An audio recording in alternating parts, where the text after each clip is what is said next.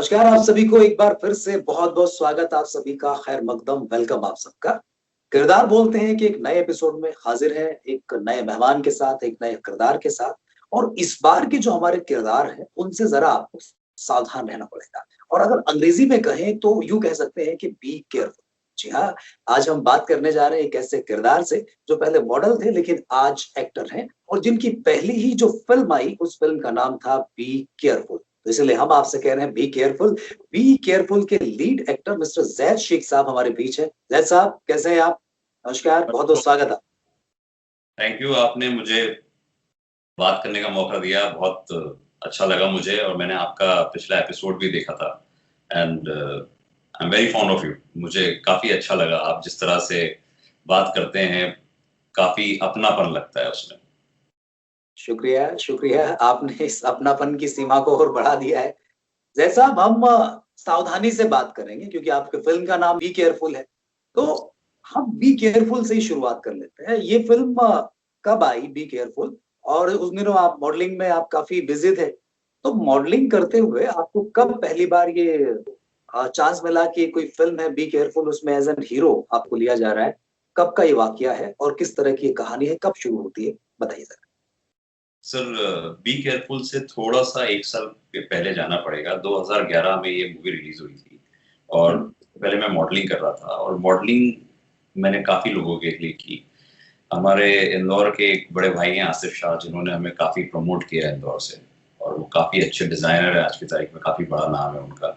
तो वहां से मैंने स्टार्ट किया इंदौर से अपना करियर, और चलते चलते फिर मुझे बंगाली मूवी में एक ब्रेक मिला जिसका नाम था आकाश छोया। वो मूवी में मेरे ऑपोजिट थी ऋतुपर्णा सेनगुप्ता, जो कि बंगाल की गॉडेस कहा जाता है जिन्हें। बिल्कुल। ब्रेक मुझे बंगाली मुझे आती नहीं थी, बट सामने ऋतुपर्णा सेनगुप्ता, उस टाइम पे उनकी मूवी राजपाल यादव के साथ आई थी।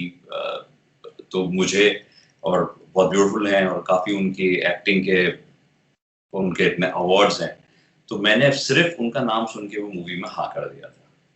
फिर मुझे कलकत्ता रहना पड़ा, सिलीगुड़ी और कलकत्ता के साइड पर हमारी शूटिंग हुई। काफी मर्डर का रीमेक था वो, काफी बोल्ड सब्जेक्ट था उस टाइम का।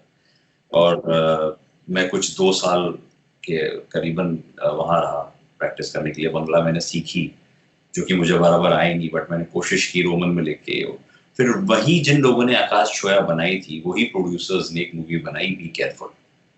उसके जो प्रोड्यूसर्स थे दुजारीज, उन लोगों ने मुझे चांस दिया हिंदी मूवी में, क्योंकि उन्हें मुझे मेरा अभिनय, मेरा काम काफी अच्छा लगा।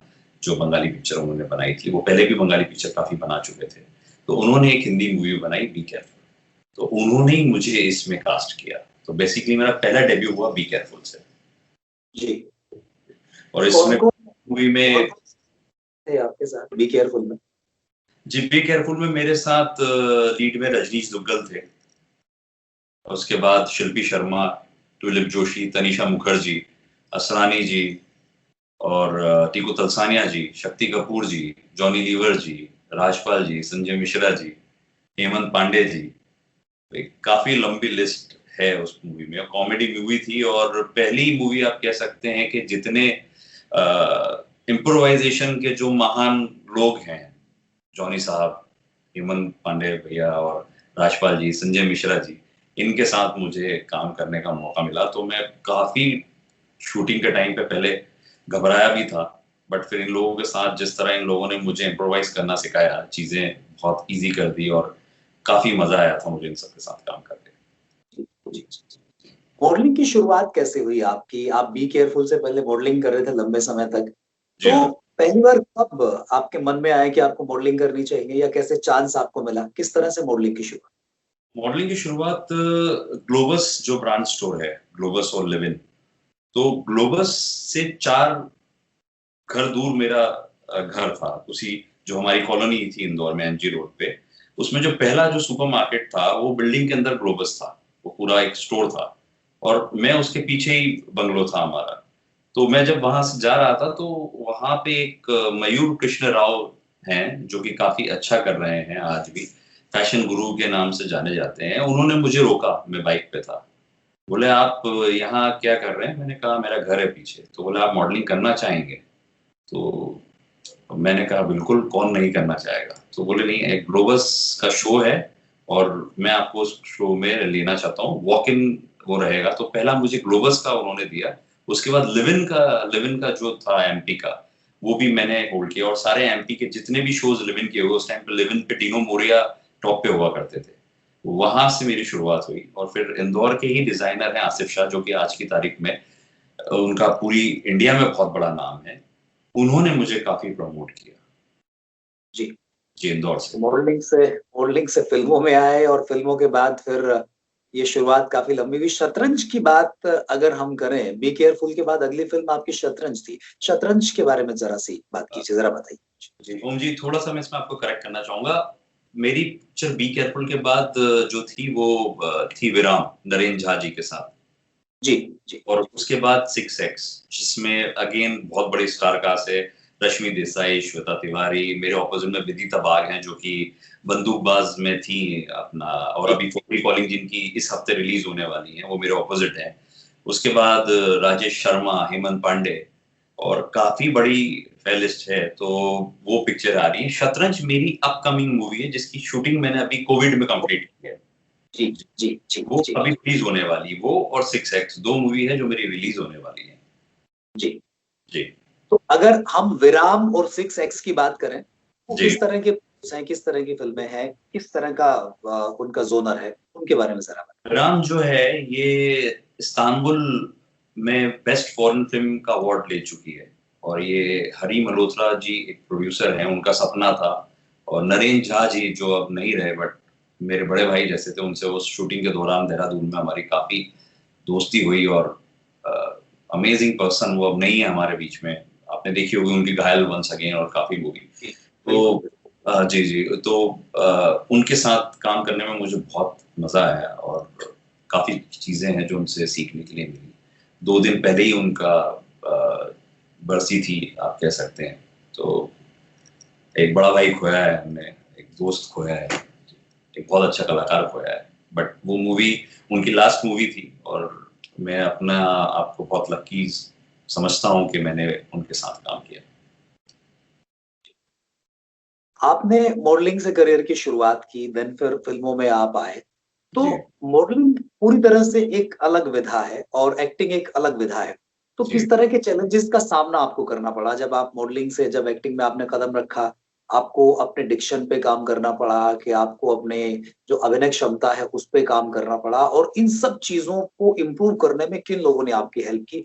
क्या वो जर्नी थी, क्या वो सफर था, और किस तरह का संघर्ष हुआ आपका था कि जब आप मॉडल से एक्टर बने, तो जी क्या कुछ चीजें आपको इम्प्रूव करनी पड़ी, क्या चैलेंजेस रहे? जी, चैलेंजेस तो सबसे बड़ा एक लैंग्वेज का है, क्योंकि इंदौर आज तक मेरे अंदर से निकल नहीं पाया है। वो जो एक मूवी का डायलॉग है, आपको ध्यान होगा इमरान खान की, कि you can take out the Ranchhod out of the Rathore, but you can not take the Rathore out of the Ranchhod. तो वैसे ही इंदौर मेरे अंदर से नहीं निकल पाया है। तो जी कोई भी मूवी होती है तो उससे पहले मैं अपने डिक्शन पे थोड़ा सा वर्क करता हूँ। एक इंदौर का, मध्य प्रदेश का एक अलग ही लैंग्वेज में एक स्लैंग है, एक एक ठहराव नहीं है, काफी जल्दी बोलते हैं। तो वो एक चीजें हैं जिसपे मुझे वर्क करना पड़ता है, और आज भी करना पड़ता है, जी और काफी सीखता हूँ, काफी वर्क करता हूँ।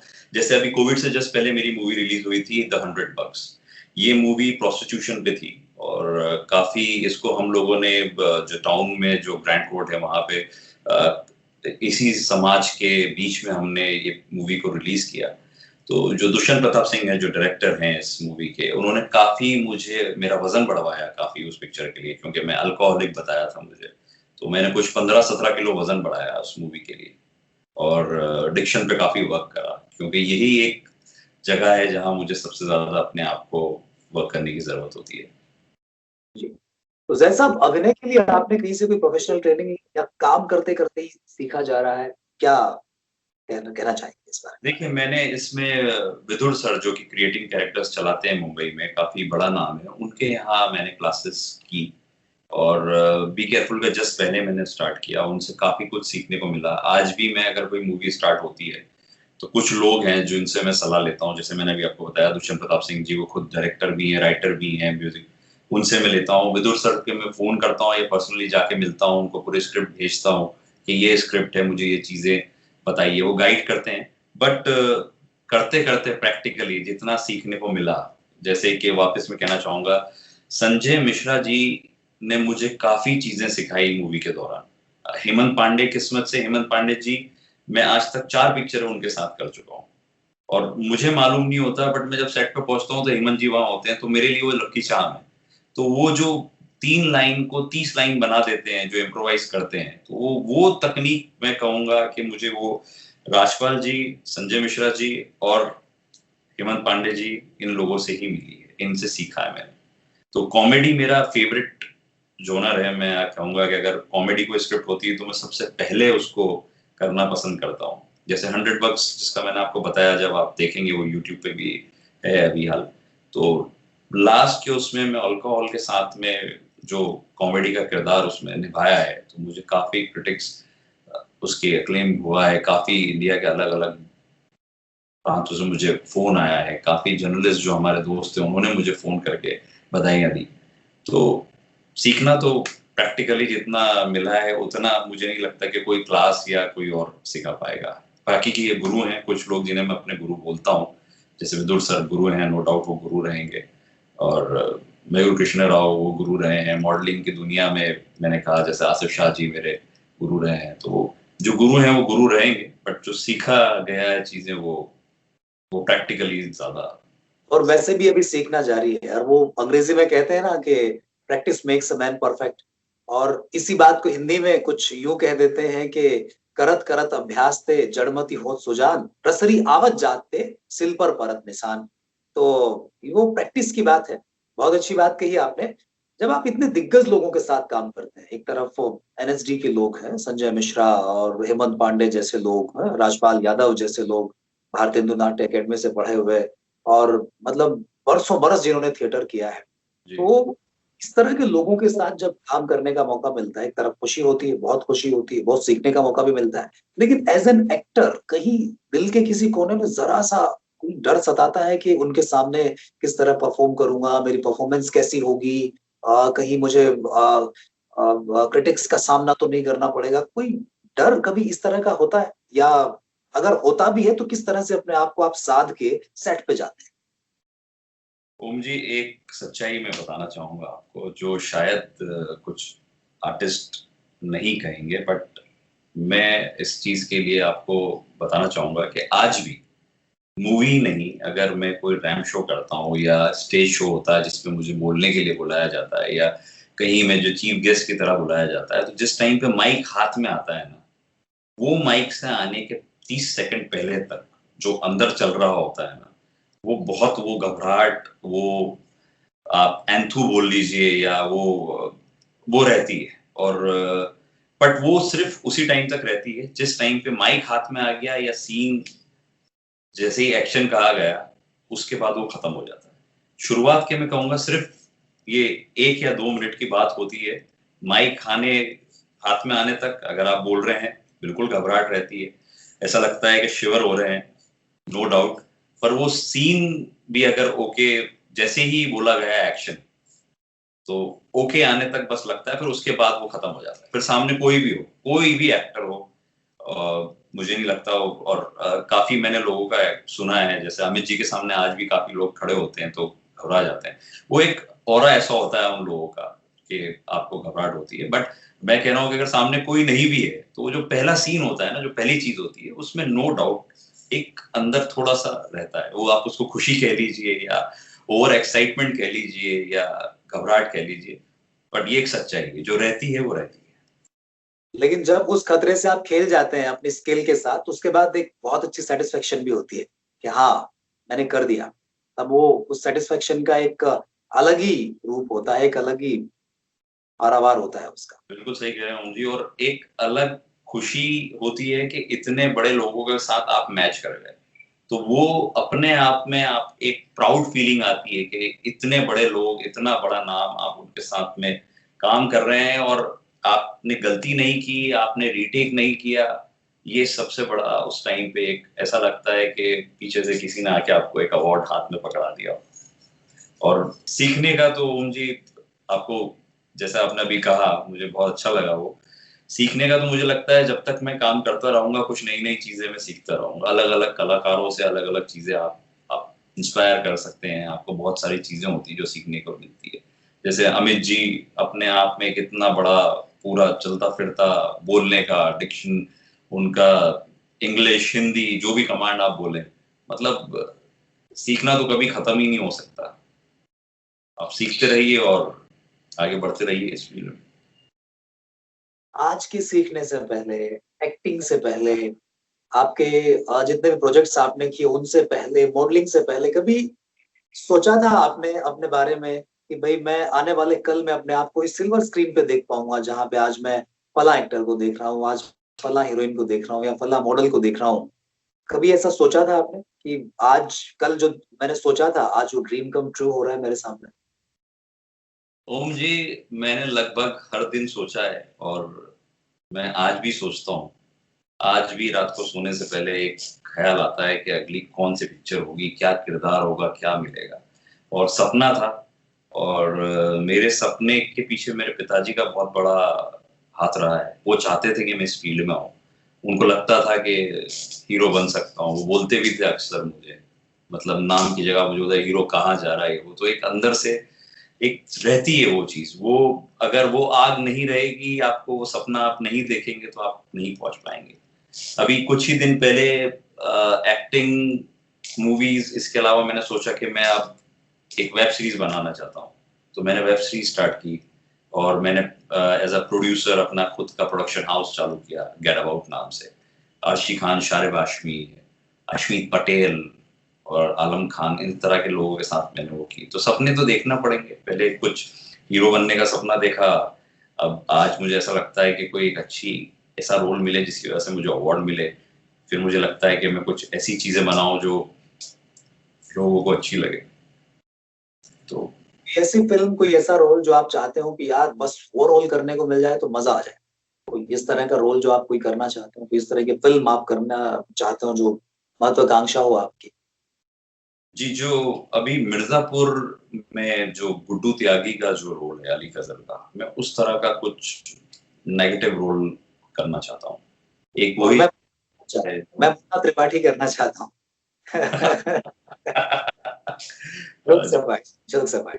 जी, उसी उसी तरह का कुछ एक anti hero you can say, एक नेगेटिव शेड करना चाहता हूँ मैं, जो कि अभी तक मैंने किया नहीं है। जैसा विराम के अंदर आप कह सकते हैं कि मेरा एक ग्रे शेड था, बट वो ग्रे शेड एक प्रॉपर ग्रे शेड नहीं था। वो आखिरी में ठीक हो जाता है किरदार। यहाँ मैं चाहता हूँ कि एंड तक, मतलब हीरो की गोली भी खा के मरे तो विलन विलन ही रहे। वैसा एक मैं विलन का कैरेक्टर करना चाहता हूँ। ओके। शतरंज के अलावा कुछ और आगामी प्रोजेक्ट्स हैं आपके? जी, शतरंज, अभी शतरंज के साथ-साथ मैंने आपको कहा बहुत दिनों से एक मूवी पेंडिंग है 6X। उसके अलावा एक वेब सीरीज़ करने वाला हूँ मैं बहुत जल्दी, जिसकी शूटिंग नेक्स्ट वीक से स्टार्ट हो रही है। मैं उसी की तैयारी में लगा हुआ हूँ। अभी काफ़ी दिनों से हमने दाढ़ी बनाई हुई थी, बढ़ाई हुई थी पिछले प्रोजेक्ट के लिए, वो हटाई गई है। अब अगले प्रोजेक्ट की तैयारी में लगा हूँ। तो कुछ 3-4 प्रोजेक्ट्स हैं जो मुझे मेरे आपको देखने को मिलेंगे। और जिस तरह से आप लोगों ने पहले भी प्यार दिया है, आगे भी प्यार देते रहिए। आप लोगों की दुआएं रहेंगी तो और प्रोजेक्ट में करते रहूंगा। जी। पहले मॉडलिंग, उसके बाद एक्टिंग और अब प्रोडक्शन। तो एक्टर से प्रोड्यूसर बनने का विचार किस तरह से आया? क्या मन में था कि भाई मुझे प्रोड्यूसर बन के अपने कुछ प्रोडक्ट्स करने हैं और कुछ इस तरह की फिल्म में, इस तरह की सीरीज कर, क्या विचार रहा ये प्रोड्यूसर बनने के पीछे? प्रोड्यूसर बनने के पीछे ये विचार रहा कि सबसे पहले तो बॉम्बे में स्ट्रगल बहुत तगड़ा होता है।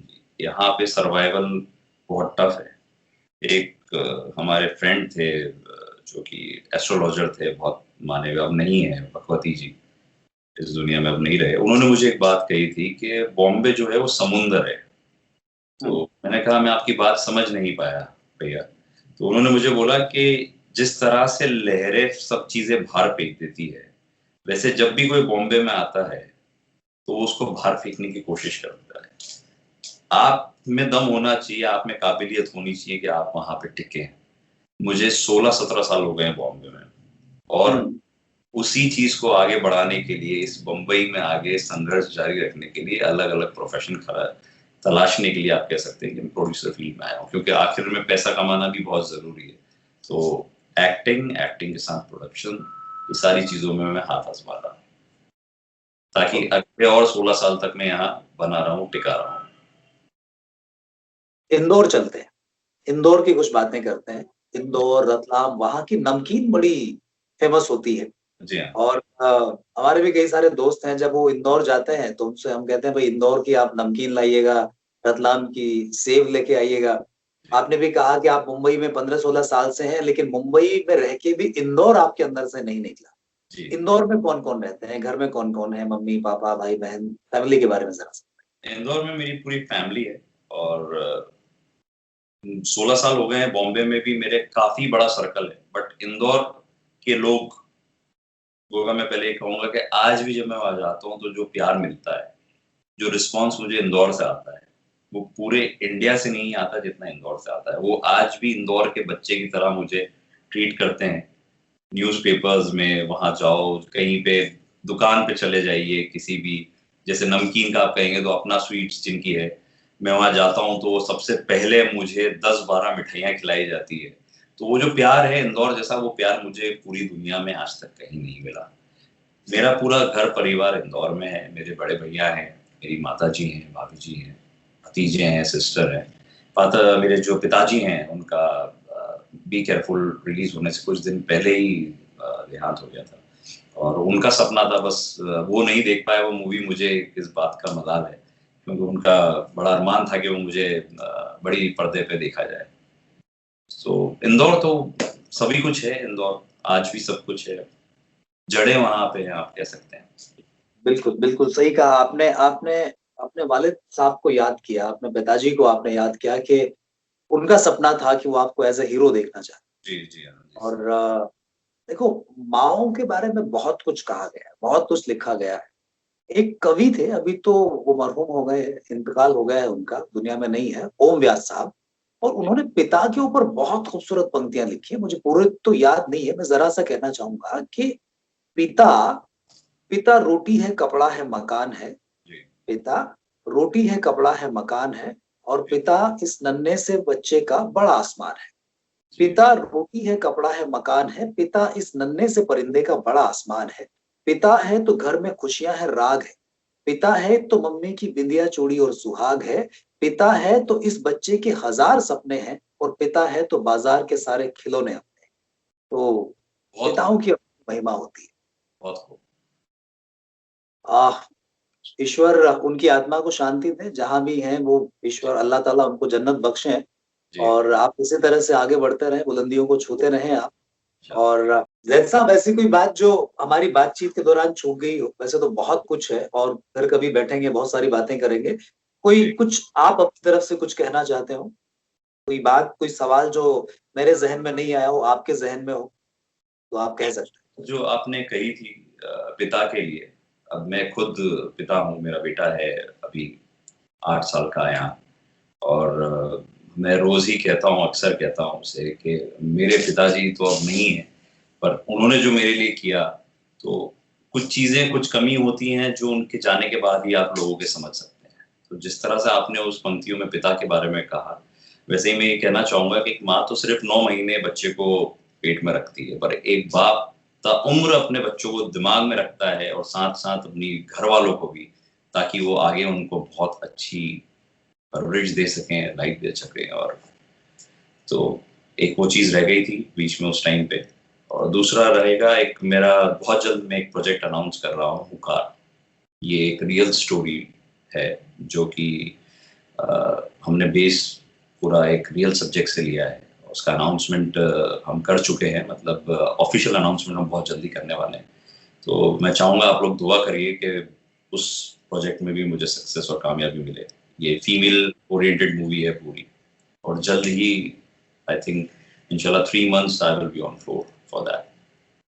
बिल्कुल बिल्कुल, जरूर आपको बहुत कामयाबी मिले, आप खूब आगे जाएं।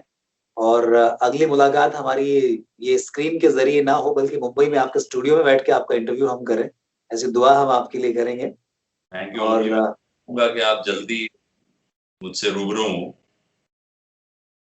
इसका सेकंड पार्ट हो तो हम लोग बिल्कुल आमने-सामने बैठ के करें। Definite definite definite. बहुत बहुत शुक्रिया आपका जैद साहब, बड़ा अच्छा लगा आपसे बात करके। मुलाकात छोटी थी लेकिन बातें बहुत बड़ी हमारी हुई और काफी सारी बातें हुई। और राजेश खन्ना साहब का डायलॉग है ना कि जिंदगी लंबी नहीं बड़ी होनी चाहिए। तो जी वही वही बात है कि हमारी मीटिंग जो है लंबी नहीं थी लेकिन बड़ी थी। बहुत सारी अच्छी बातें इसमें हुई। बहुत जी। अच्छा लगा, बहुत बहुत शुक्रिया आपका। आपके आगामी फिल्मों के लिए, आपके आगामी प्रोजेक्ट्स के लिए बहुत बहुत शुभकामनाएं। और बहुत जल्द आपसे फिर मुलाकात होगी। Thank you, thank you so much, बहुत बहुत शुक्रिया। Lovely talking to you.